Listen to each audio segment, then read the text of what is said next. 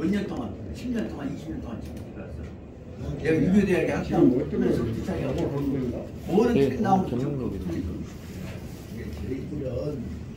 거기 조선경국전은 개강식을 날짜를 따로 잡으신 데 있어요. 왜 그러냐면 조선은 당도 하냐고 아니 묵고 살아야지. 근데 그 대신 이제 관련된 저 내한테 새로운 책이 들어오면 무조건 거기서 5번씩 10번씩 찍어. 그래갖고 그냥 던졌다고. 자, 시작해 보십시다. 네, 시작하겠습니다. 공수 예. 안녕하십니까. 오늘이 낮대로 하면 벌써 1월달 3기가 간 오늘이 29일입니다. 그러면 이제 열흘만 지내면 2월이 옵니다. 2월이 오면 정유월 다 가고 3월이 오면 이제 봄이 되는데 겨울이 가지. 하지만 2월은 겨울의 마지막 달이 되었다 생각이 듭니다. 급작히 지금 엊그저께 당뇨 때문에 발이 아파갖고 그런 걸 먹고 시작했더니 그러다 보니까 그 다음에 이상스러운 좀 걱정스러운지 체력이 뚝 떨어져 버리더니 그 다음에 청력이 또 떨어져 버려. 보청기 찌개도 우는 소리만 들리지 잘 안 들린단 말이야. 그래서 아하 이거 참 문제가 있구나. 근데 어떻게 하냐 또 열심히 할 수밖에 없는 것이죠. 이때 어떻게 하는 것이냐 생각해 보자면 우리 청아 큰 스님 말씀하신 대로 정성으로 체력의 감소를 커버해낼 수밖에 없는 것이로구나 하는 생각이 듭니다. 그런데 거기에 와서 꼭 하고 나면 한국이 넘고 나서 그 다음에 또 살아나고 넘기고 나서 살아나고 그래서 어저께 그 중용 시간에 얘기했던 것처럼 꼭 한국이 넘기고 나면 그 다음에 쉬어버리면 가보라고. 그럼 이겨내면 또 새로운 시작이 되는 것이구나. 그것이 한국이 넘어가면 언제든지 새로운 시작이 되는 것이구나 하는 것을 깨달았을 때 그것이 중용의 뜻이라는 것을 느낀다고 합니다. 포기하면 순환에 가보라고. 예. 어떻게 보자면 근래에 들어서 저는 형님 앞에서 죄송합니다만 근래에 들어서 끝났다 한국을 넘기고 또 가고 푹푹 일어나면 다시 일어서 오는 것들을 과정을 국제영화제 깨지고부터 시작해서 지금까지 한 6번 겪었습니다. 겪어보니까 한 번 오면 끝난 것이 아니로구나. 그것이 바로 말 무더기 좋아하는 대로 한 번 충격이 오면 그 다음 끝난 것이 아니라 그놈을 대항해내는 창조적 독립변수가 저항적 변수가 거기서 자라나면 이겨내고 못 자라나면 끝난 것이다. 그것이 중요이다 하는 생각을 해서 어제보다 그런 말씀을 좀 부탁드렸던 것입니다. 다시 말씀드리자면 청아 교수님께서도 마지막에 전이 다 끼져버리고 나니까 이제 딱 돌아가시기로 해서 이제 나 갈란다 그래갖고 딱 28일 동안 딱 물도 안 잡수고 참선에 들어갔었어요. 그 이제 다 제자들과 주변에 다 청아스님 가셨다. 그래갖고 완전히 이제 그 제자들 전부 거 가서 술 먹으시냐 막 오면 못 올 것이요. 연보로 기도하고 물 받고 있었는데 28일 지난 다음에 이 출잔장에서 완전히 돌아가신 줄 알았더니 이분들을 벗더니 입이 바싹 마르셨을 거 아니에요. 상자를 부르시더란 것이요. 또 모기 소리가 이렇게 깜짝 놀라고 예? 그걸 갔더니 뭐라고 첫 주제로 물 한 모금 입에다 넣더라. 입에다 넣으니까 깜짝 말에 입술이 이제 물이 돌아가면서 그때 말투로 나오더니 내가 조금 더 나야겠다. 좀 따뜻한 물 좀 냈다. 그래갖고 물을 한 컵이다 두 컵이다 잡수고 나더니 나 앉혀라. 또 이제 앉히고 나서는 제가 딱 가려고 생각하다 보니까 아직 못 끝내고 간 일이 있어. 그래서 다시 내가 와야 하는데 그 후에 그 양반이 뭐 5년인가 6년인가 더 사셨잖아요. 그게 바로 말하자면 성유사 체제를 정립해 놓고 거기다 바로 당신 은무사님 금타상에 관한 기념사업을 해놓고 그분의 저술 금타상 그 금강침론 체제를 정비해놓고 그 교육체제를 만들어놓고 내가 구해갔다. 그래서 성유사가 그로 말미암아서 보통 사람들 옛날 했던 것도 달리 그 연불선 옛날 화두선 아니면 이목고 했던 화두선을 연불선으로 바꾸는 금타 사용 방법을 정하스님 다시 재정립해갖고 만든 화두선법으로 화두 연불선으로 이목고가 뭐야 그 부처님 자리가 무엇이냐를 알아간다. 이목고 이 무엇인가를 생각하는 그 권법을 부처님 자리가 무엇인가로 직접 들어라 뚝 두고 봐라. 그렇게 바꿔버린 것이 이제 연불선이 되어버렸다고. 그래서 그 후로는 그 가야산에 계신 성철 스님이 그 완전히 주석을 하고 이목고 갖고 비비했던 사람들이 이목고 번체가 뭐예요? 부처님 자리요. 그 연불선으로 화두선 연불선으로 딱 바꿔줬어요. 그러니까 그 스님들은 이제 급해서 주석권 뺏긴다. 안 일이라고 하다 보니까 전부 다 화두선 내가 없지만 화두선 해놓고 공부를 전부 다 청와대 만들어놓은 연불선 책을 다 갖다가 봐. 속으로는 그 무슨 보입니다. 부처님 자리로 보는 것이요. 이것이 무엇인가? 본체를 보는 것이 아니 부처님 자리, 원래 부처님 자리를 보는 것이라고 딱 바꿔줬다고. 그 상황까지 딱 만들어 놓고 그러고 나서는 그게 공부가 뭐냐고 지금 성유사요. 성유사에다가 전부 큰 스님 만들어놨던 큰 스님 성유사님 금타사에 만들어놨던 거지. 이먹고 그 전에 있었던 성철 스님 때까지 방법을 한 번 더 들어가서 부처님 자리로 들어라. 그래서 만들어 진짜 싹 만들어 놓고 완성해 놓고 이제 나 간다. 그래서 같은 거예요. 그 만들어 놓고 가신 동안에 그 아마 6년인가 8년인가 가셨다가 다시 오셨어요. 그 뭘 의미였냐? 끝났다고 생각할 때 다시 생각했다 포기해본 게 아니라 다시 꼼꼼하게 들어갔을 때 우덕이 좋아하는 대로 다시 말하면 창조적 독립변수를 창출한 것이 아니에요. 새로운 거기서 재구성이 이루어진 것이요. 언제든지 그렇게 해서 떡 깨고 일어난 것이 다시 말씀드리자면 정말 이가 아니라 뭐예요? 기의 다시 말하면 새로운 정기를 같이 목숨을 걸고 발전시켜갖고 새로운 정기가 나오면서 뭐라 하냐? 창조적 독립변수를 창출시키는 거야. 지금까지 그러니까 우리는 맨 밑에 해준 것만 그런만 외갖고 읽어갖고 그냥 조금 보태갖고 보여왔는데 근본자로 들어서 언제든지 까갖고 더 키워나가는 확대시켜나가는 창조적 독립변수를 창출하는 방법이 우리가 가야 하는 길이란 말이에요. 그것이 바로 이 기라고 하는 것이고 그 창조적 변수를 창출하는 기의 원천이 뭐예요?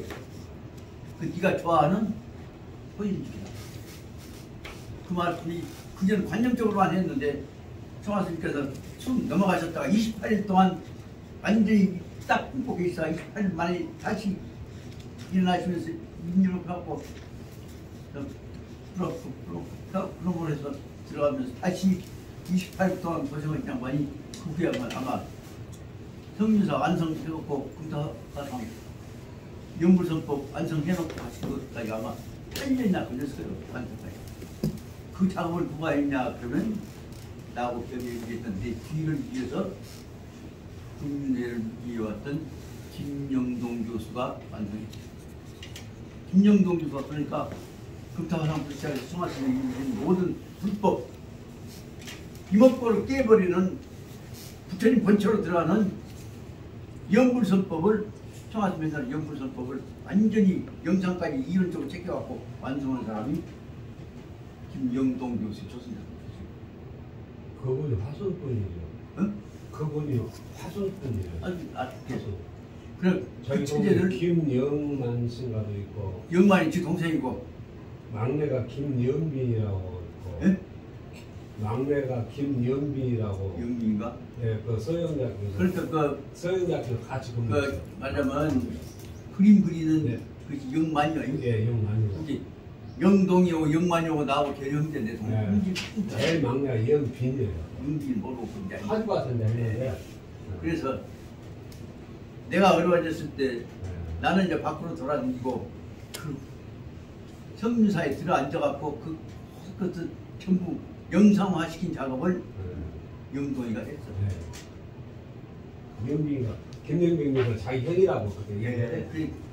그 어떻게 보자면 그 뭘 이겨냐 그러면 새로운 변수는 언제든지 오는 것이고 글로 끝난 것이 아니라 우주는 항상 팽창하지 않아. 우주가 팽창할 수 있는 것이 무엇이냐? 거기에 새로운 창조적 변수를 창출해내는 영적 존재들이 있기 때문에 그래. 그 창조적 변수를 창출해내는 영적 존재가 말하자면 우주 창조고 그것이 창조는 게 그 뜻도 모르고 그저 눈 깜빡했으니까 우주를 만들어놨다고 떠들어내는 그 창조로는 창조야 밑에 붙어갖고 그 명분 주도권 잡으려고는 이쪽 선전술일 뿐이야. 그 독립변수를 창출해내란 뭐냐? 뼈를 가는 노력이 있어야 하는 것이고 거기 일단 눈꽃만 치라도 음흉한 딴 생각, 세속적인 철갑스러운 생각들이 있다면 그것은 그 하나 타락의 현상일 뿐이지 그것은 정체가 아니다. 그래는 믿어야 돼요. 기독교는 안 믿으면 보는 걸 그거 만들 믿어야지. 믿을 뿐만 아니라 믿고 거기다 신념을 갖고 던져야 해. 우리가 그 과학적으로 볼 때는 지지청으로 맞지 않는 얘기요. 예. 그런데 야. 그 믿어야지 안 믿으면 그 이제 그 전까지 나는 정몽여기를 보면서 바로 어디까지 왔냐, 자기를 깨우친다는 차원에서 시작해갖고 나가다 보니까 그냥 오셨던 분이 가신 동안에 연결할 때 관한 장례에 관한 것이 하나 지원한점이 되고 그 다음에 오셨던 분이 가신 것들에 관한 것은 끝났지만 끝난 것이 아닌 것처럼 연결시키는 것이 제사장이다. 뭐 생각이 제사장 이 오늘 이제 제사장 끈을 잡고 그러고 나서 다시 제사장 다음을 보니까 제사장 다음에 보일 거예요. 끝나고 나면 이제 다시 본연으로 돌아와야지. 그래서 제사장 다음에 끝나고 나서 보였다.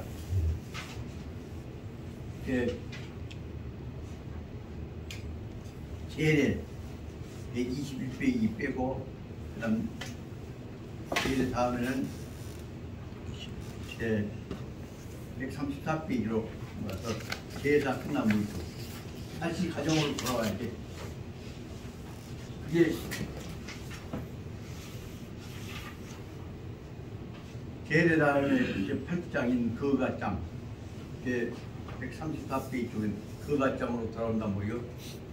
다시 가정으로 돌아와야지. 가정이 다시 가셨던 분들이 이처럼 가셨던 터전으로 다시 돌아와서 그 뒤를 이어가는 것입니다. 여기서 다시 한번 거가장에서 사화 만사성을 만들어가는 과정이 또 시작된다.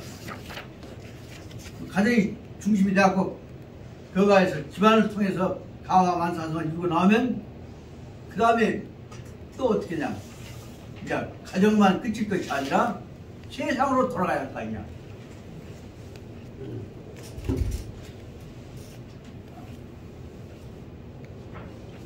그 세상으로 돌아야 한다. 그것을 설명한 것이 아리 아파 집에 직접 그것이 이제 163페이지 보는 제 세상으로 돌아야 한다면 다시 세상 사람들을 만나는 것이죠. 세상 사람들이 뭐 절인이라고 했죠. 사람 만나는 게 이제 가정 장악시켜갖고 준비해놓고 나면 이게 이 가정의 모습으로 사람 만난다. 그만 다른 말로 하자면 내 가정만이 내 가정이 아니라 큰 눈을 떠서 세상이 내 가정이란 말이에요. 큰 눈으로 보자면 부처님법, 성자법, 하늘법을 하면 세상이 내 가정이다. 그것이 중용에서 뭐라고 했어? 그것이 대동이죠. 천하대동이요. 천하를 내 몸으로 생각해야 한다. 그래서 사람 접인하고 나왔으면 사람들 만나서 어떻게 했냐.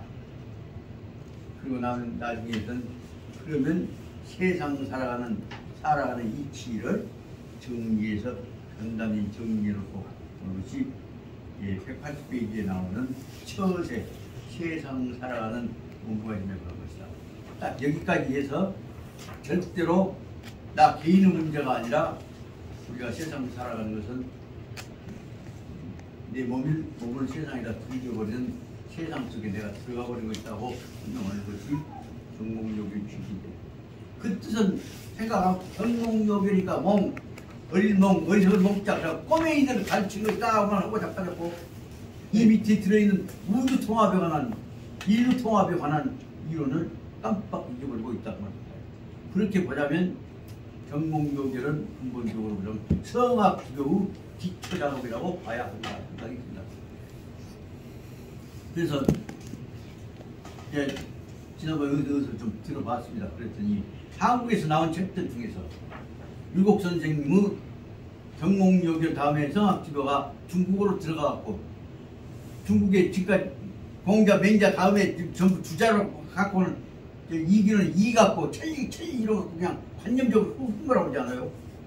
근데 천리 속에 들어가서 보자면 개별적이고 구체적인 인간 도리가 다 거기 들어가 있는 것인데 그 대목을 중국 사람들은 주자 이름만 갖고는 안 된다. 그래서 다시 한국에 갔던 율곡 선생은 정몽요결 기초의 성학지도가 최고의 교재로 받아들여져갖고 평가되고 있다고 의대 보도돼서 봤어요. 그러다 보니까 지금 어쨌거나 중국 사람들이 받아들이고 있는 평가하고 있는 율곡 선생은 백분지도 우리나라에서는 올라오지 않을 뿐만 아니라 세상에 율곡 선생을 유학에 동방 18을 몰아내보려고 작업을 하고 잡혀졌다. 율곡을 몰아내면 우리나라 유학은 아무도 아니다. 목숨을 걸고 막아낸 양반이 누구냐면 여기 있는 우리 약포 할아버지란 말이에요. 약포 할아버지가 마지막에 몰아내냐 안 몰아내냐 한 극적인 상황에 있을 때 목숨을 걸고 많은 소를 쓰셨어. 율곡이 왜 몰아내려고 하냐. 율곡이 더 큰 진리를 위해서 부처님법 좀 뻗짝거렸다고 했고 율곡은 중노를 했던 사람인데 왜 부처님 속에 들어오면 쓰냐. 그래서 몰아내려고 했단 말이에요. 유일하게 중노를 했다 그것이. 그런데 율곡도 중노 좋다고 하면 몸둘 수가 없잖아 그 상황에서. 그러나 그 법대로 내가 그게 어머니 돌아가시고 나서 내가 한수로 공부를 좀 했고 또 그 법도 부처님법으로 우주법으로 다 통합시키면 하나로 전두고 싶대. 그것은 절대로 안 된다. 그래갖고 다른 외도는 전부 다 누구만 들으면 안 된다 해갖고 올라나고 해갖고 바로 말하면 무게 성원하고 율곡 이용을 몰아낸다는 철저한 몰아낸 작업을 했던 것들을 여기 많은 소에 의해서 절대 유림에서 이제 많은 소를 쓴 사람까지 이제 다 쫓아내려고. 그런데 그때 그 이름이 없다. 저기 많은 소를 숙종 때 그 주변 학자들이 다 받아들였어요. 이렇게 정성스러운 이론을 갖고 설명하는데 쫓아낼 수가 없다. 그래서 그것을 성균관장 하셨던 그 최문덕 선생이 그 양반이 마지막 보고 하신 말씀이 이 논리가 명확했기 때문에 나한테 한 말씀이에요. 논리가 명확했기 때문에 잘못했으면 그때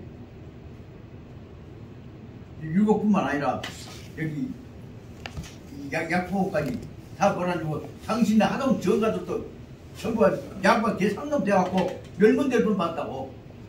그런데도 불구하고 그 약포가 명확한 논리에 의해서 당신 집안도 살고 율곡도 살고 북의 성원도 살았단 말이에요. 그 내용들 지금 공부를 해갖고 여기서 이제 내가 특별해지면 우리 하동 정가 양반 쫓겨나다가 살았다 그 문제가 아니라 저 한국 민족 정신이 중국어비를 남겨놨던 양반이라는 사실은 우리 방어리 차원이 아니라 큰 민족 정신 맥이 보이냐를 공부하는 이 이론이 돼야 한단 말이에요. 근데 그게 공부한 사람들이 별로 없지 않습니까? 그런 것들이 앞으로 하고 싶은 일이 이제 모두 말하고 싶습니다. 안녕하세요.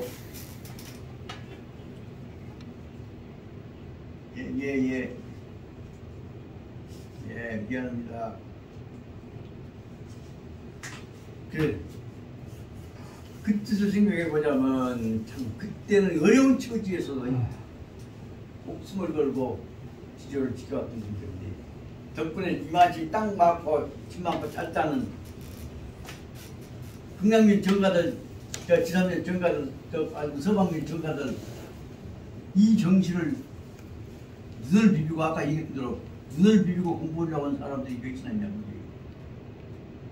그래서 나도 말씀드리자면 자기 공부를 한 다음에 다 공동체 만들고 그다음 부모 모시고 그다음에 돌아가신 분 모시고 그다음에 제사하고 해갖고 다시 말하자면 134페이지부터 다시 또 가정으로 돌아온다는 내용으로 논리체제가 연계되어 있는 것이 등록력이라는 말씀을 드리고자 합니다. 그럼 오늘은 지금 지난번에 했던 거 살아계신 분이 돌아가신 데 관한 한 생을 정년 과정을 상례, 장례라고 한다면 돌아가신 분이 아주 이제 못 돌아오지만 그분이 남겨놓으셨던 정성을 가지고 그때 선제와 현대와 지금 살아가고 있는 사람들과를 관계를 연결시키는 작업이 우리가 해야 하지 않냐. 그 대목이 바로 말하자면 이 제사장 내용입니다. 그래서 지난 시간에 어디까지 했냐 하면 127페이지 앞에 126 그러니까 말하자면 제사장에 관한 것들을 어떻게 지내냐. 돌아가신 날 지내는 제사, 시절이 왔을 때 지내는 제사, 그런 다음에 또 때가 닥쳤을 때 계절 제사 세 가지를 가지고 설명을 했습니다. 오늘 그 들어가기 전에 다시 한번 간단히 말씀드립니다. 보충기를 찡겨서도 누가 이렇게 멍멍이가부터 안 되는 게 지난번에도 잠깐 말씀을 드렸습니다만 제사와 관련해갖고 문제가 된 것들이 크게 보자면 돌아가신 분과 뒤에 남아있는 사람과 사이를 연결시키는 개념이 가족권, 가의 공동체에 관해서 대표권을 누가 이어받느냐 하는 문제가 첫째로 호주권은 문제다 그 말씀입니다. 호주권이라고 하는 다시 말하면 제사는 가족 공동체가 지내는 것이냐 아니면 가족 공동체의 대표가 지내는 것이냐가 문제가 되었다고 합니다. 이와 관련해서 제례와 관련해서 그 제례는 뭐도 관련되냐? 전부 다 재산권하고 권리관계하고 주도권하고 다 연결됩니다. 그 크게 보자면 세 가지 문제가 됩니다. 가정, 가의, 호주에 관한 문제가 제사하고 어떻게 관련됐냐? 두 번째에 있어서는 제사 문제와는 그분이 앞에 가셨던 분이 남겨놨던 재산을 어떻게 나눠먹느냐 하는 게 재산권과 다시 말해 재산 상속 문제와 연결이 됩니다. 세 번째 문제는 제사에 관한 명분을 누가 갖고 들였냐 말하면 제사권과 관련해서 문제가 됩니다. 그것은 조선조 이 경국대전에서는 다 자손들이 똑같이 협력해서 해야 하는 것이다 라고 하는 것이 경국대전 근본 정신이었습니다. 그런데 특히 일본의 영향을 받고 특히 임난 후에 있어서 간단히 말하자면 임진난 후에 있어서 일본에서 조선으로 귀화하고 있던 사람 수가 얼마 정도나 되는 한 5만이 됩니다. 근데 그 중에서 한 절반은 합법적으로 정당히 조선 사람으로 인정을 받아갖고 국적을 취득해갖고 들어온 사람들입니다. 한 절반은 일본 가봤자 또 일본에 가서 종로를 하기 싫으니까 안 가고 어영부영 해갖고 여기 호적을 따온 사람들입니다. 그래서 정식으로 받은 사람 수가 한 기록이 면 25,000 정도가 됩니다. 그 옛날 책 모아놨던 게 있는데 지금 어떻게 모르는데 그리고 비공식적으로 있다가 어영부영 해갖고 이쪽에 사람들한테 붙어갖고 양자도 받고 무엇도 받고 그래서 성을 받습니다. 그 사람들이 비공식적으로 했다가 성을 받은 사람들이 흔히 말하면 뭐라고 그래요? 안동김씨라고 합니다. 신안동이라고 그래요. 그건 다시 말하자면 조선조 때에 남아갖고 임난 7년 동안에 다가 일본으로 가려고 할 때 안 들어가고 조선조 특히 경상도 양건다는 데 붙어갖고 거기 살아왔던 사람들 중에 많은 수가 그 사람들 있다. 그 중에서 형님 기억하실 겁니다. 중앙정부 차장을 했다가 법무부 장관까지 했던 김치열이라는 사람 있죠. 김치열이라는 사람은 전형적인 친한동입니다. 그런데 그 전라 사람도 어려울 때 전부 김치열한테 붙어갖고 어려울 때 뭐가 있던 사람들 다 사정에서 김치열 덕분에 살아난 사람들이 엄청나게 많습니다. 내가 솔직히 말씀드리자면 내 친구 법대 이제 설국이 일곱 전남법대가 동기였고 우리 동기 중에서 나하고 신기하고 성이 콤비를 이루었던 김동일이라고 있습니다. 저 서울 그가 보이고 하여튼 종로 응? 김종일씨 종로 구청장까지를 했어. 그 국회의원 하다가 못하고 말하는데 거기도 서울시청에서 농정과에 있을 때 잘못해갖고 트립 잡혀갖고 저런 사람들 그 있지 않습니까? 그 사고가 있다가 그래서 뭐가 있다랬다고 어쩔 수 없었냐. 그래서 살라게 벌로 없었어. 그때 그 김치열이 돼갖고 김동일을 구해준 사람 누구냐 하면 유신위원 했었던 김태규 씨 있죠. 우리 은사님 그 양반이 연기를 해갖고 김치열이라고 해갖고 다시 복지운동을 해갖고 들어가서 그 다음에 그걸로 인해서 또 끊어져갖고 승진이 돼갖고 그 다음에 바로 말하자면 종로구청장까지 했어. 그리고 이제 거기서 이제 국회의원 공천을 받게 되어 있는데 하려고 하다가 이렇게 정치적인 소란이 있어갖고 오고 말아봤던 거죠. 그래서 동일이는 자기 부인이 약사고 서로 잘 찾잖아. 그 말에 우선 김치고 장난 김치고. 그런데도 가는 가족들 데리고 다 올라가고 절대 광주 안 내라고. 그 저번에 전화를 해갖고 이 사람아 그래도 모교도 한번 와보고 고향도 와보고 옛날 같은 야식자 했지만 안 해 이제 나도 한번 좀 보고 친구들 기다리고 있는데 좀 오지 않느냐 하고 싶은데 내가 가면 어디로 갈 것이냐. 광주가 내가 발 뜯고 들어갈 데가 하나도 없다. 내 식구들이랑 가족들 다 지금 다 흩어져서 다 서울로 떠버렸는데 그러니까 솔직히 말하자면 그때 서울 일고 다닐 때 전남법도 다닐 때 어려운 처지에 다 다녔던 사람들인데 오자는 사람은 오지게 많겠냐만 이제 나이 들어가고 가면 내가 갈 데가 없이야. 우리 집에서 다 같이 하자. 지금 우리 6개월 전에 우리 집 와서 같이 할 것이요. 아니 우리 여관에서 같이 가면 동창들은 뭐야 할 거 아니야. 그러면 자기가 오면 정책이 광주 오면 정부청장 저 중앙무역 저 사람이 빈선을 못 오고 저도 돈을 써야 할 거 아니야. 그 시체 그거고 그렇게 결국 광주가 너그 울장 김치 판인지 광주가 올 데가 없이야. 근데 내가 어디 갈 데가 없으니까 못 가네. 알았다. 나하고라도 그 호텔이나 이원에서 자면 되지. 또 그럼 안 공무원 치는 사람은 또 함부로 못 뛰지. 못 온다고.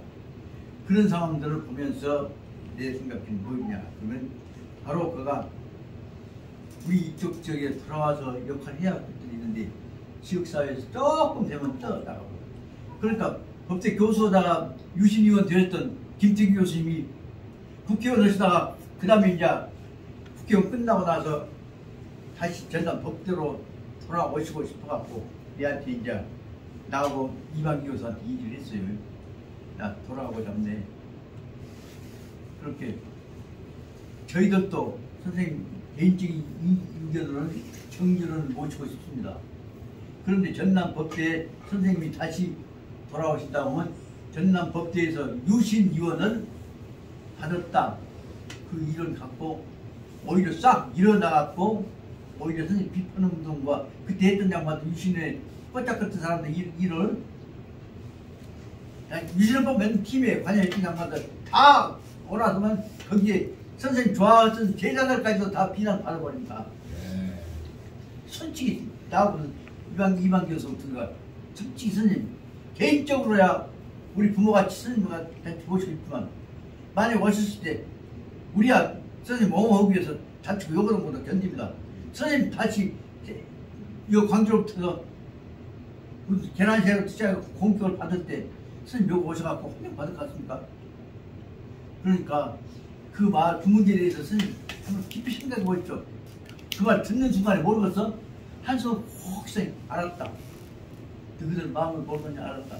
근데 이제 제일 서운한 것이 누구냐 그러면 김철 교수님 사모님은 새끼들 맹추를 친절 새끼들 맹추를 더하고 다 키워놨더니 이런 일 하나 왔는데 앞장서서 원적한도 모르고 니게 몸소 생기야?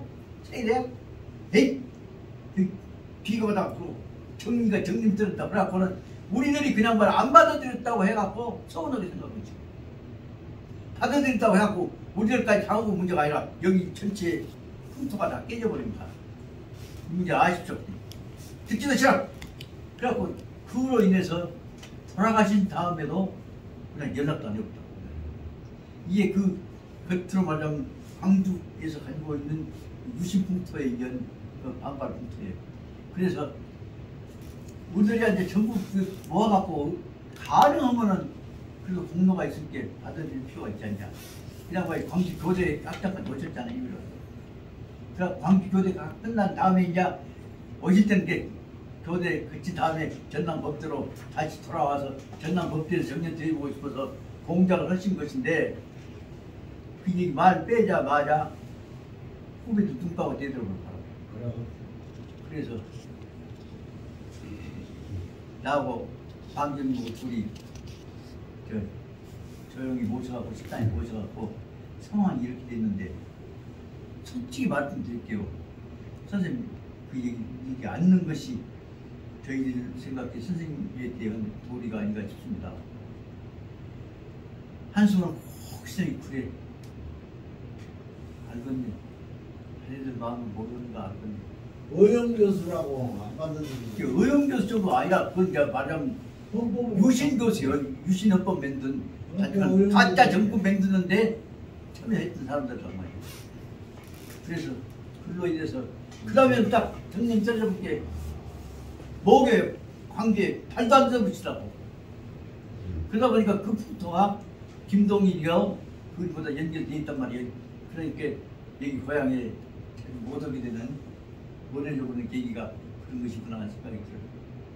그렇게 그 수없이 많은 그 속에서도 제일 그래도 전남 법대를 위해서 상징적인 의미를 가지고 신기하고 나하고 김동희하고 서희는 모교를 위해서 노력하자 해갖고 했던 놈이 동부청장 정도청장 하고 나서 그 전에 아까 말한 김치영 덕분에 잘렸던 뭐가 살려나오부터 다 관계가 다 끊어져 버려요. 그게 우리 역사 흐름이다 생각이 들어요. 그런 점에서 나는 이렇게 공주에 돈 맞고 치부랑도 안 차고 지금까지 지내왔던 사실이 무엇이냐. 내가 장뼈가 있어서 빠졌다. 그렇게 얘기한 사람도 있어요. 독일로 가서 빠졌지 안 그러고.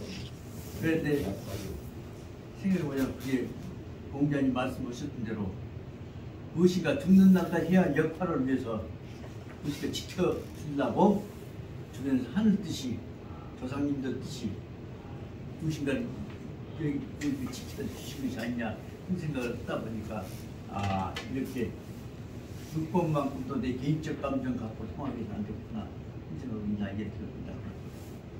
다시 말씀드립니다. 그것이 바로 말씀을 드리자면 앞에까지 있던 제사까지 다 지나고 나서는 다시 뭐더냐 가정으로 돌아오고 가정으로 돌아와서 가정을 기초로 해서 다시 세상으로 돌아가야 한다는 것은 변증법적으로 설명하고 있는 것이 이 체제의 흐름구나 생각을 하고 있습니다. 다시 제례에 관한 것들 잠깐 한번 흘러보랍니다. 두 번이나 앞으로 가겠습니다만은 121페이지 보자면 제례는 제사는 누가 하냐 보면 근본 문제가 거기 121페이지 첫째 줄에 나와 있는 대로 제사는 봉선주 선대의 사당의 선대의 신주 선대의 명표를 내세워가지고 그분들 모시고 선대와 현대화를 연결시키는데 그 현대와 현재화를 연결시키는 중요한 책임을 수행하는 사람 누구냐면 그 둘째 줄에 나와 있는 대로 종자다. 종자는 뭐냐? 그럼 종자가 마루 종자니까 큰아들이다. 근데 여기서 그 종자는 억편을 찾아보면 두 가지로 나누어져 있습니다. 하나는 마루종, 큰아들 종자고 하나는 뭐예요? 결의종이라는 뜻입니다. 결의종이라 한 말은 결에는 그 어원이 이교수 결의어는 결에서 나왔네. 흥결이란 말이에요. 결은 뭐죠? 소질이란 말이에요. 토전이요. 다시 말해 이 살떡 떴다고요. 그 뼈통이다. 볼 수 있습니다. 그래서 한 결의 종자를 유지하는 사람이라는 뜻으로 볼 수 있다는 뜻에서 결의 종으로 보고 있다. 그래서 다시 말하자면 조선 경국대전에서 나오는 모든 가족제도는 그래서 장자 중심으로 하면은 종법이라고 종법이 장자를 중심으로 해서 맥이 이어지는 것으로 설명해 왔지 않습니까? 그런데 경국대전에서 설명하자는 건 뭐냐면 결에는 그것을 다시 말하면 한 줄기가 왕초 하나만 사지한 것이 아니라 전체를 하나로 분리하고 하는 중심 역할을 하는 결이다 말이에요. 그렇게 보자면 그 뜻에 의해서 경국대전에서 나오는 결의 개념은 무엇이냐? 모든 자손들은 장자만은 결이 아니라 직자도 다 똑같다. 그래갖고 근본적으로 현재 대표 가장이 있다고 할지라도 그 속에 살고 있는 자손들한테는 그 가정 공동체에 다 지 몫을 갖고 있다고 보는 거다. 그렇기 때문에 가령 집안 어른이 돌아가셨을 때는 어른이 직접 말하면 호주라고 한단 말이에요. 호주 지기를 그 중에 장자가 계승한다는 방향으로 설명하려고 것이 아까 말하자면 종법을 왕초 중심의 장자 중심 체제로 연결하려고 하는 논리고 더구나 그 임남 후에 일본 요소가 들어와보니까 강하게 장자 중심 논리로 종가 중심으로 설명이 되었던 겁니다. 그런데 분명한 사실은 나중에 이제 경국대에서 이견기가 있으면 하겠습니다만 경국대에서 보자면 바로 호주라고는 개념이 없고 돌아가시면 상속이라고는 개념이 아니라 뭐냐 그러면 분급 나누어서 가족끼리 자기 몫을 챙겨갖고 떨어져 나가는 분급 제도라고 말씀합니다. 이 논의 체계적으로 설명해야 할 텐데 양반 그 호주상속, 재산상속 개념에 딱 연결되어 있기 때문에 절대로 분가 지 몫을 챙겨가는 것은 어렵다고 합니다. 그걸 갖고 설명을 하고 예를 써봤는데 나 혼자 법조사 박수 가서 발표를 한번 했어. 박수 쳐놓고 그 다음에 안 받은 대로 이게 결국은 우리 한국 가족제도를 민주화한다거나 근대화한다는 데서 결정적으로 안 된 이유가 뭐냐? 양반 중심의 조상의 명분을 이어받으란 뭐냐? 종가 중심으로 종법체제가 설치 않으면 안 된다는 생각이 골수에 들어있다고 말씀드립니다. 선생님, 네. 그 종법이라는 것이 네.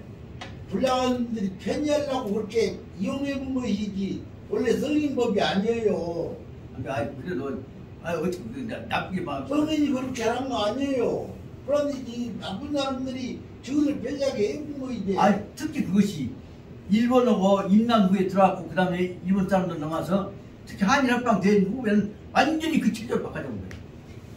그 우리 법은 특히 우리 전통 가족법은 일본의 영향을 엄청나게 받아온 데다가 거기에 의해서 우리 가족제도가 지금도 무엇보다 원인이 뭐냐면 일본법 영향을 받고 있었던 사람들이고 일본 체제 하에서 결국은 새로운 법제가 받아들이지 않습니까?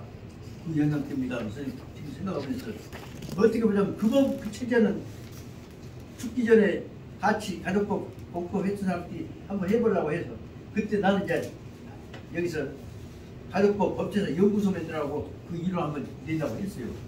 그러다가 적절하게 깨져버리고 내가 이 모양 되고 나기 목숨만 붙여있는 것만도 다행히 돼 있죠.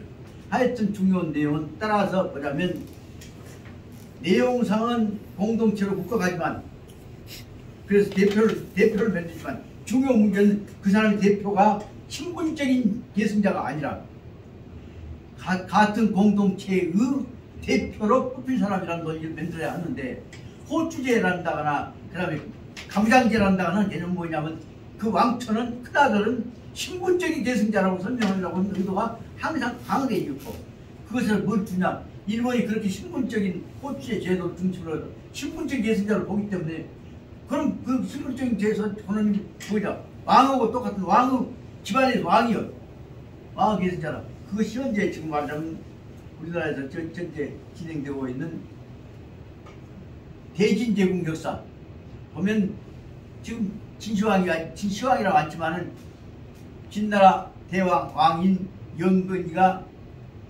결정적으로 어려운 당한 것은 무엇이냐 결국 구현제도를 통해서 공적제도를 만들어야지 네. 양반 중심으로 만들어갖고 그 지기들끼리 말하자면 그 옛날 봉건제도를 해갖고 지기들끼리 큰아들한테 내겨주고 자식새끼한테 내겨주고 그 제도를 유지하려고 합니까?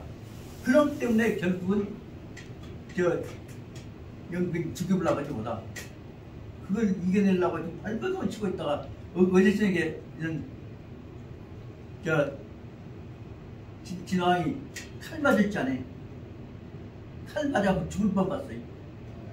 그런 내용들을 보면서 현재 대진제국 역사를 보면서 뭐냐 이것이 봉건제도로 붙어서 군현제도로 다시 말하면 사적 계승체제로 붙어서 공적제도로 몸부림쳐왔던 내용으로 설명하려고 했던 것이 중요한 내용이에요. 그러니까 중국 옛날 전통적인 중국 명나라 때까지 해서 중국이 일어나는 전통적인 문제는 뭐냐 그러면 바로 말하자면 진시황은 나쁜 놈이에요. 근데 현재 모택동이 된 후부터서 다시 말하면 선문 모택동이 체제에 된 후부터서는 다시 말하면 봉건제도를 깨고 군현제도로 다시 말하면 통치자의 체제를 양반과 신분적 계승체제로 붙어서 결국은 공적인 국가체제로 바꿔보려고 하는 내용으로 해석하기 때문에 결국은 진시황 제도가 오늘날에서 중화인민공화국 체제에 의해서 말하자면 공적제도로 평가받고 있는 겁니다. 그러면 우리나라에 이루어졌던 진시황은 군서갱이하고 못된 놈이고 독재하고 아주 진시황 나쁜 놈으로 지금까지 해석해왔죠. 조선조 제도 해석에서는 진시황 아주 제일 나쁜 놈입니다.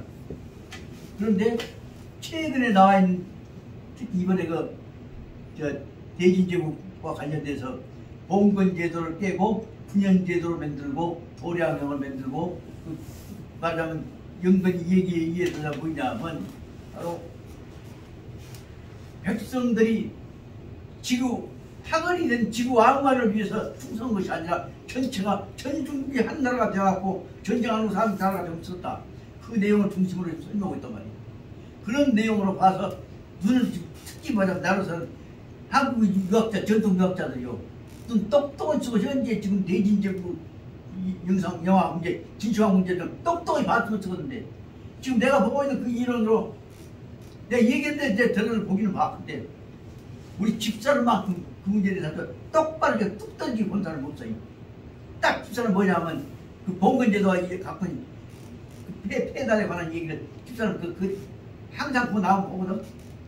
그 나보다가 당신 거기 너무 빠지지 마쇼. 말은 자기는 그러면서 속으로 자기는 이미 그 속에 다 들어있다고. 그러다 보니까 내 생각에는 앞으로 기회가 있으면 그 대진제국에 관한 역사, 충추 전국시대의 봉건제도, 다시만 신분에 의한 장자 중심 계승체제 이것을 깨기 시작해갖고 장자 계승체제를 깨갖고 결국은 가장 훌륭한 사람, 똑똑한 사람한테다가 나라를 다스리게 한다는 맹자의 이론으로 바꿔야 할 때가 됐다. 그 대목을 보다 보니까 현재 진나라 역사가 옛날의 시대적인 중국 고대 변화만이 아니라 오늘날 현대에 있어서 새로운 인류 공동체 체제로 가는 시작이 여기서부터 이루어지는구나 그걸 볼 수가 있답니다. 많이 좀 못 나왔습니다만 다시 보자면 여기 지금 여기도 보자면 율곡 선생도 지금 종자 큰 집 중심으로 해갖고 마다들 중심으로 해서 집안의 계승체제에 아직 못 벗어났단 말이에요. 근데 여기서 벗어나 보려고 애를 쓰고 있는 내용들이 보이지 않는데 그런 점을 보자면 맹자의 논리에 의해서 영향을 받은 것들을 볼 수가 있습니다. 그래서 가장 중요한 문제는 그러니까 가족 공동체라고 하는 것은 벗어날 수는 없는 문제예요. 국가라고 하는 데서는 가족 공동체보다 더 큰 공동체인 것을 이론적으로 정비하는데 두 개를 어떻게 저질 것이냐. 그 대목에서 조선조 때에 있어서의 유학체제가 갖고 있는 민주대지 민본에 관한 이론적인 한계가 있기 때문에 그걸 벗어나기가 어려운 것들이 아니냐 그런 생각을 하게 됩니다. 다시 원로 들어가서 너무 단서가 길어졌습니다. 간단히 한 5분 내에 끝내갑니다. 121페이지 보자면 제례는 돌아가신 분을 중심으로 해서 그분이 흡사히 살아계신 분처럼 그분들 뜻을 받든 자 한 것이다. 그것이 말하자면 선주를 모시는 데라고 봅니다. 그 다음에 그러면 그때는 어떻게 하냐면 계시는 동안에 있어서는 계사와 관련되어 있을 때는 자손들이 돌아가셨지만 살아계신 것처럼 보시다. 122페이지 보면 주 사당 돌아가셨지만은 살아계시는 방이 있다고 보고 거기서 거주하신다고 보고 영원히 우리 집에 아직 계신다고 보고 그래서 그분을 모시고 있는데 일반적으로 언제까지 모시냐 그러면 제사 지는 대상 때까지 3년 모셨다가 그 다음에는 양반이나 사대가 집안에서는 바로 사대부 집안에서는 그 양반이 계셨던 바가 모셔놓은 제대로 사당제를 유지해왔다. 그러다 이제 얼마 지나면 지금 거의 다 끝났지만 중화인민공화국 중국에서는 다 집집마다 부모님의 우대에 있는 살아계신 사당방이 반드시 보존되어 있다. 이것을 참고로 말씀드립니다. 그리고 그분들을 모시는 명패가 있는 것이 그분들이 살아계시는 상징이기 때문에 123페이지 보자면 문란이 나거나 굴란이가 나거나 도둑이 들어오거나 했을 때는 제일 먼저 어른 모시는 마음으로 그분들의 신부를 관리해야 한다는 것을 설명하고 있습니다. 123페이지 밑에 줄 보자면 그리고 정월토하루나 그 다음 그 해의 사실상 그치는 동기 때나 매월 초 하루나라고 매월 중심이 되는 보름나라고 그래서 말하자면 정지 학방에는 언제든지 부모님에 대한 마음을 잊지 않기 위해서 계시는 것처럼 인사를 드리고 뵈야 한다. 그래 거기에 설명을 하고 있습니다. 그 다음에 두 번째는 모시는 제사에 관한 문제는 124페이지 보자면 여러 가지가 있지만 돌아가신 날 기타 제사날 말고 시대 계절이 때가 닥쳐오면은 모신 때가 제사날이 있다. 그 제사 때가 되면은 마음을 가다듬어 갖고 몸가짐을 정갈히 해가지고 꼭 그날만이 아니라 그 며칠 전부터서 어른 모신 제사 모신 치례를 준비를 해야 한다. 그것보다 뭐라 하냐 하면은 제사의 제라고 한다. 그래서 제제 몸을 단정히 감추고 준비한다는 것으로 설명드립니다. 제사에 닥쳐서 그 전부터 준비하는 것을 산제라고 하고 닥쳐서 몸가짐을 한 것은 치제라고 하고 그 다음에 끝난 다음에는 또 산제하고 그렇게 해서 제사 모신 때에 있어서 몸가짐에 관해서 거기서 냄새나는 거 술 먹고 취하고 함부로 하는 거 하지 마라 그 내용들은 설명하고 있는 것이 124페이지 밑에 나오는 제5문단에 관한 것이기 때문에 시제 즉 산제 4일하고 치제 3일하고 이런 걸 문단으로 5번으로 쓴 순서였다는 말씀을 드렸습니다. 지난번에 했던 것인데 좀 정리합니다. 그 다음에 126페이지 보면 그 범죄 모든 제사는 대체적으로 계시는 것처럼 생각해서 정성스럽게 모시고 해야 한다 하는 것이다고 설명해서 모든 제사에 관한 마음가짐에 관한 것을 설명을 지금 제6문단이라고 봐야겠습니다. 이 문제를 갖고 제사를 어떻게 지내겠습니까 하고 현재 향교 쪽에 있는 원로 우리 베이스 원로 참 수진 부인치는 모범적으로 오시는 모성 회장 원래 그 양반이 전교를 허시할 분인데 그때 부인이 돌아가셔서 제사를 천황 죽는 못하잖아요. 전교를 못했는데 모성 회장을 지내고 함께하게 모범적인 선비이신 일사 윤장에는 어릴 때 여기 제목을 강의를 하면 어떻게 합니까 했더니 요즘에 제사 국도가 다 그때도 안 지켜졌는데 오늘은 없어졌는데 어떻게 하겠냐 다만 문제는 뭐 있냐 그러면 항상 거기 110페이지 나온 대로 제사에 있어서는 언제든지 진애경 공경하고 사랑하는 정성을 진애경지성을 다하는 자세로 정성 다하는 자세로 이 몸은 된 것이네. 그 대목을 중심으로 설명을 하고 있으라고 알았습니다. 말씀드리고자 하는 것은 제사장의 제일 중요한 문제는 뭐냐? 127페이지에 나온 대로 모든 제사에서 뭐냐? 주어 진 애경지성 이 공경하고 사랑하는 정성을 다하면 그것으로 끝이라고 한다. 이 뜻은 뭐라고 하느냐? 유당 정의보 선생이 조선사 연구에 썼지만 그 양반 썼던 그 중에 제일 유명한 글이 순국선열 추념문입니다. 그 썼던 순국선열 추념문에서 나오는 그 말이 뭐냐면 충절은 애국은 충절로 하나이시니 정성 다음은 그걸로 끝이지. 거기다 어떤 사람은 공로가 팽창돼갖고 기린각에 이름이 영어에 뭐있고 큰 동상이 서있고 어떤 사람들은 나라를 위해서 흔적없이 몸을 바쳐갖고 지금 그 시신을 어디서 돌아가는지 모르고 떴다고 그런다. 총도 고회의에 저 흩어져 있는 풀대비 위에서 그 시신들이 저기 흩날리고 있다. 그럼 그런다고 해서 그분들은 값진 사람이 아니냐.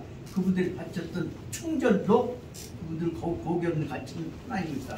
그렇게 설명할 대목이 말하면 유양 정보서는 순국선 추념문 속에서 제일 명문입니다. 그렇게 보자면 제사는 무엇이냐? 여기서 말하자면 진, 애경지성, 정성을 공경하고 사랑하는 정성을 다하는 것으로서 이 글로 끝나는 것이다. 거기다 사진 찍어놓고 뭐 걸어놓고 그 다음에 뭐 훈장 받아놓고 그거 중요한 건 아니다.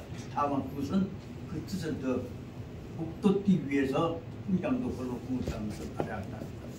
저 생각은 꼭 말씀드리고자 하는 것은 127페이지에 나온 대로 제사는 진, 애경지성, 이이라고 본 것이다. 그래서 그것은 가난하건 부자건 병들건 관계없이 정성 다한 것이다. 그 다음에 묘제, 묘소의 제사 지내는 문제, 의 제사 지내는 문제, 그것들은 그 다음에 128페이지 나왔는 문제들은 그것은 이제 제사 방법에 관한 것이니까 참고로 보시면 되고. 그래서 지난 시간에 제사의 상제에서 하는 문제를 어디까지 좀 했습니다만 대충 여기서 말씀드리고자 하는 것은 정성사에서 오신 것으로 끝내자 그 뜻으로 설명해 나가면 될 것이고 자손들의 가르치기 위해서라도 한번 읽어봤으면 좋겠습니다. 그래서 오늘은 일단은 그래서 아까 말씀드렸던 전체 뜻만 한번 말씀드리고 시간이 가고 있습니다만 남은 시간에는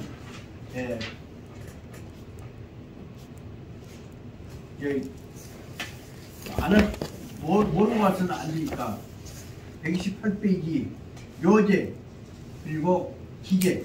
묘제는 묘지에서 제사 짓는 것이고 기제는 기자가 돌아가신 날 제사 짓는 것이고 이와 같은 것들을 예사 풍속에 관한 얘기를 설명하는 것을 128페이지부터서 마지막 끝에까지 한번 읽어봐야겠으니까 쉬었다가 하겠습니다.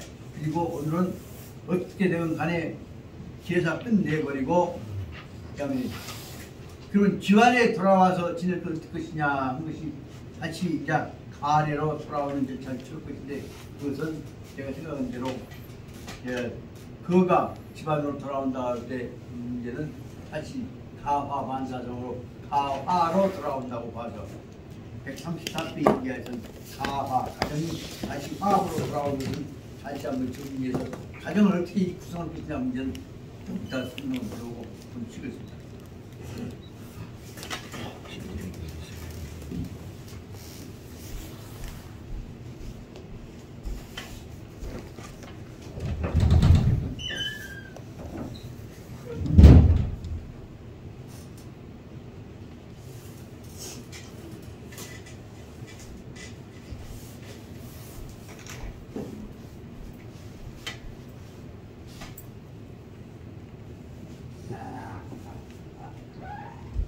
되겠습니다. 그거는 내가 이제 어른이라고